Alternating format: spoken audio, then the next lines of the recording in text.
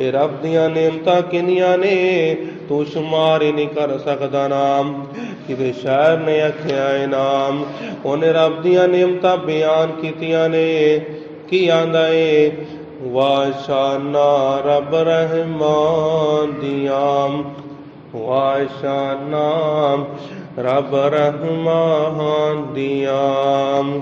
ਤੂੰ ਰੱਬ ਨੂੰ ਵਾਜਾਂ ਮਾਰੀ ਜਾਮ, ਤੂੰ ਰੋ ਰੋ ਅਰਜ਼ ਗੁਜ਼ਾਰੀ ਜਾਮ। ਤੂੰ ਰੱਬ ਨੂੰ ਵਾਜਾਂ ਮਾਰੀ ਜਾਮ, ਤੂੰ ਰੋ ਰੋ ਅਰਜ਼ ਗੁਜ਼ਾਰੀ ਜਾਮ।